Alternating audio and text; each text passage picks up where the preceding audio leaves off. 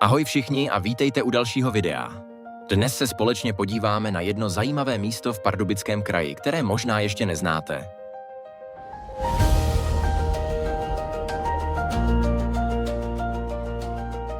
Dnes vás vezmu do exotiky na ranči v Bítovanech, která se nachází jen pár minut jízdy od Chrudimi.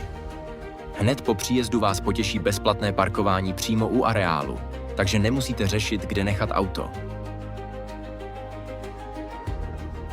Ranč má otevřeno od úterý do pátku mezi 13. a 17. hodinou. O víkendech můžete dorazit už od 10 hodin dopoledne a užít si celý den mezi zvířaty. Vstupné pro dospělé je 160 korun a děti od 3 do 14 let zaplatí 100 korun. Jo, a nezapomeňte si vzít hotovost. V areálu totiž není možné platit kartou.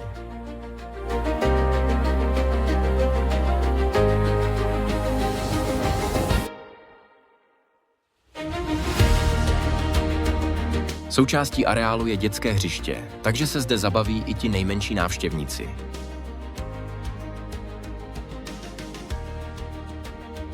Exotika na ranči je rodinný areál, který spojuje kontakt s domácími i exotickými zvířaty na jednom místě.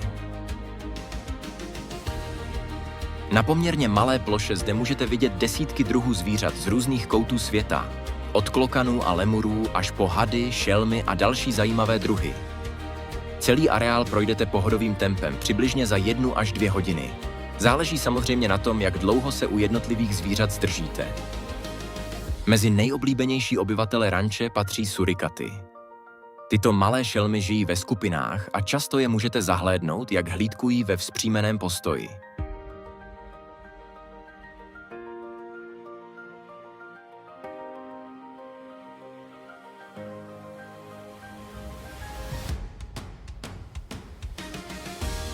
Ranč je zaměřený především na rodiny s dětmi, které si zde mohou zvířata prohlédnout zblízka a v některých výbězích se s nimi dokonce setkat přímo. Velkou pozornost návštěvníků si získávají také opice, které patří mezi nejaktivnější a nejzábavnější obyvatele celého areálu.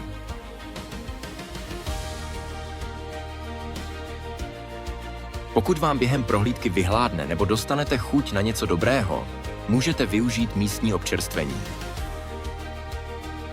Kromě venkovních výběhů se určitě vyplatí vejít i do hlavní budovy, kde se skrývá další zajímavá část celého ranče. Najdete tu terária z plazy. Mezi největší lákadla patří chameleoni, kteří dokážou měnit barvu podle prostředí a nálady, což je vždycky skvělé na pozorování.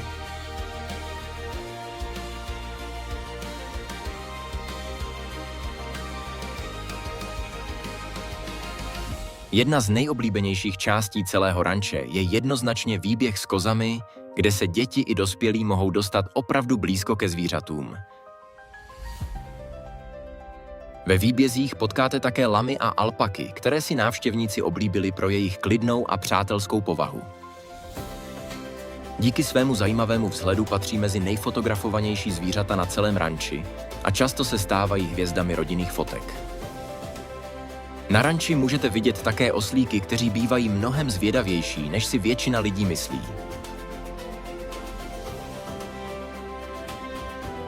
Mezi největší atrakce celého ranče bezesporu patří klokani Bennettovi. Tito australští vačnatci jsou známí svými dlouhými skoky, díky kterým dokážou překonat překážky, které by jiná zvířata jen těžko zvládla. Dalším místem, které si děti obvykle velmi užijí, je výběh s ovečkami. Do výběhu můžete vstoupit a být zvířatům opravdu na blízku, což je úplně jiný zážitek než pozorování přes plot.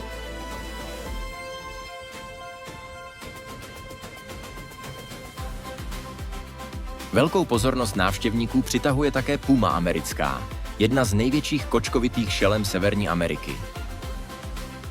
Exotika na ranči je skvělým místem pro rodinný výlet, kde si na své přijdou děti i dospělí.